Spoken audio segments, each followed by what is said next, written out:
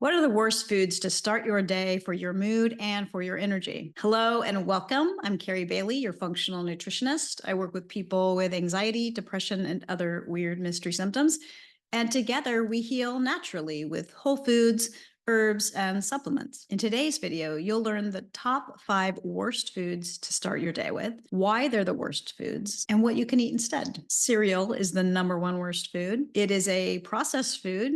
It is devoid of most nutrients, except for those added nutrients, which are likely to be synthetic. And even worse, the cereal not only is going to not give you the nutrients it needs, it's very likely to remove the nutrients from your body in order for you to process that food. Donuts have not only gluten, but they also have this combination of fat and sugar that's really what's causing the problem. This combination of sugar and fat is the true cause of insulin resistance. Sugar attaches to your insulin in order to get into the cell. If there is fat in that combination with your sugar, it prevents the insulin from getting the sugar into the cell. You need that sugar to get into the cell so that you can have energy and other nutrients, ideally. So this can be tricky to get your head around, this idea of food combining. And it's really the secret to why keto works, because keto kind of eliminates all sugars. And so you don't have that combination of fat and sugar that you would normally have. Now, the person who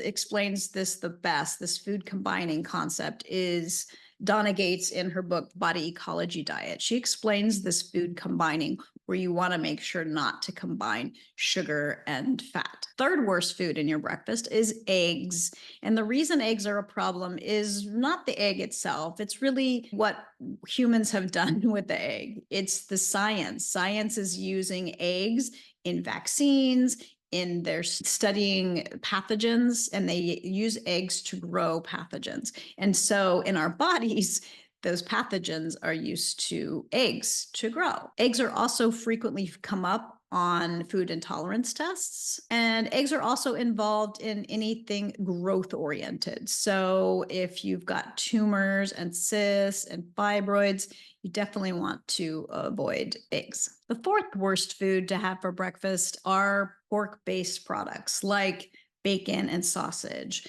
So pork-based products like these are very high in fat, and they also frequently have preservatives like nitrites and nitrates in them. And I've talked about in previous videos before where the excess fat in foods is what's causing us to have low oxygen, low hydration into our brain. And that's where we need our brains to work in the morning. So in order to have optimal energy and optimal mood, you need hydration, you need oxygen, and you need glucose in your brain. And the last worst food to have for breakfast is yogurt. Now, there's a lot of variations on yogurt out there, but really anything that is made of dairy, dairy in and of itself is a combination of the fat and sugar that we spoke about before, and also fermented foods. So there's a lot of misconception about fermented foods. People think that fermented foods help your good bacteria to grow, but in essence, it doesn't. It actually helps the unproductive bacteria to grow. The foods that feed your productive bacteria are fruits, vegetables, and herbs. Help productive bacteria to grow. They also kill off any kind of pathogens. They kill off viruses. They kill off unwanted bacteria. Some of the things that you should be having for breakfast, I talk about in my anxiety and depression recovery guide, which you can find a link to in the description below. In the anxiety and depression recovery guide, you're going to find more information on healing foods and recipes and tips and tricks to get you started to healing for good. Now I'm going to talk about some of the things that are really beneficial to eat for breakfast. Now, personally, when I grew up on cereal, I found that as I tried to get rid of cereal, I always wanted carbs for breakfast. And so as I've learned things, and then I've also gotten more in touch with my body and my intuition, I realized that I need that glucose. I need that glucose in my body in order to start my day off the best I can. So back in the day when I was going to the Institute for Integrative Nutrition to become a health coach, we had something called the breakfast experiment. Now, this was something we were encouraged to do for ourselves and then to do for our future clients. And the idea is that you're going to have a different breakfast every day for 7 days. And you're going to journal on it to see really what foods feel like in your body. Day one might be eggs. You might have scrambled tofu. You might have cereal, muffins with coffee, vegetables one day, and fruits another day. And the idea is that you eat those for breakfast, a different item for each breakfast, and then you track how you feel at the end of that meal, how you feel at the end of the meal, and then also tracking how you feel 2 hours later, just to really, we're not always in touch with our bodies. And so this experiment is great. It really gets you in touch with your body. It really gets you in touch with how foods make you feel in your body. So I definitely encourage you to try that, whether you actually want to have a donut for breakfast or not. I don't recommend that, but try it for yourself, see how things feel. My first favorite breakfast is oatmeal. I love oatmeal. You're going to want to make sure that your oatmeal is gluten-free because it is often contaminated with gluten. So it's important to find a gluten-free variety. I like a steel cut oat, but even a rolled oat would be yummy. Oatmeal you can make on the weekend for the whole week. You have a lot of variety with oatmeal. And with oatmeal, you can add fresh fruit, honey, maple syrup. You can add other things to it. I would make sure that if you add any dried fruit, make sure that it is free of sulfites. So just look and make sure it's the cleanest dried fruit that you can have to it. Back when I was working at the corporate world, I was at a startup company and I was responsible for the kitchen, for buying snacks, for making sure that lunch was going and things like that. For the beginning of the school year, we had decided to do smoothies and juicing one day, and another day we did oatmeal. So I made this beautiful oatmeal bar.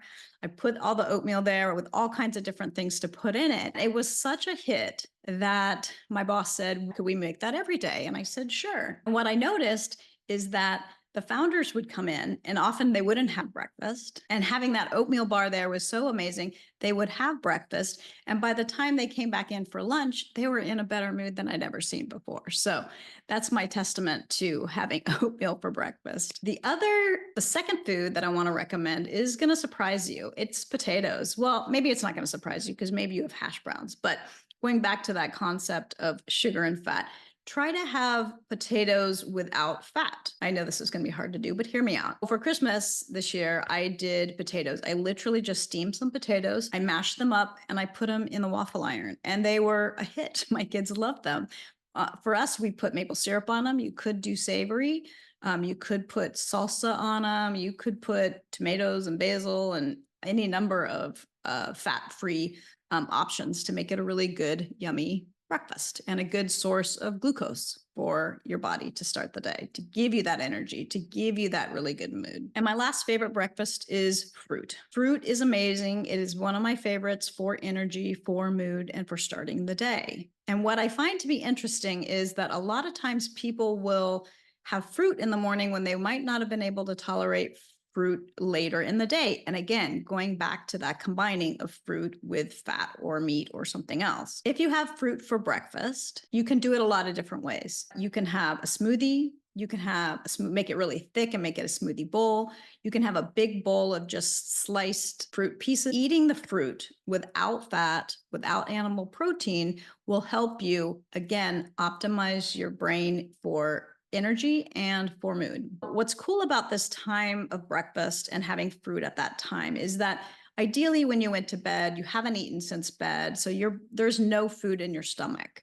And so this is the best time to really experiment with foods. And so if, let's say, every time you have a banana or an apple, your stomach hurts, well, try having those fruits in the morning on an empty stomach where there's no fat in the system. You might find if you have compromised digestion that you can more easily handle that fruit first thing in the morning. Now, it is okay to combine fruit and oats because they're both sort of starchy, sugary type things, right? There's no fat, there's no animal protein in that. But you definitely want to avoid any kind of nuts or seeds, or don't try to do a chia pudding with fruit because that's going to potentially cause problems. So no butter, no fat, no nuts, no seeds. If you're a person, a lot of times I get people that come to me that say, I can't do FODMAP foods. And so I challenge them with doing some fruit in the morning on empty stomach. And usually they can digest that well and they don't have the problems that they have when they have those high FODMAP foods later in the day. Now, some of my favorite fruits for energy, for optimal brain function are wild blueberries, bananas, and really anything in season. My favorite is when the fall comes and the persimmons are in season. I love to have persimmons in breakfast with my oatmeal or just by themselves, because I know that they're going to come in, they're only going to be there for 2 or 3 months, and then they're going to be gone. So it makes it kind of a special treat. The other thing it's important to understand about having fruit for breakfast is it's okay if you're hungry an hour later or 2 hours later. You can always eat again. And this is going to just more easily balance your blood sugar and keep your mood and your energy stable. That's it for today. If you enjoyed this video, give me a thumbs up. If you love watching my channel, please subscribe so that you can get more of my videos in your feed every week when I release a new video. Thanks so much for being here. I'll see you next week.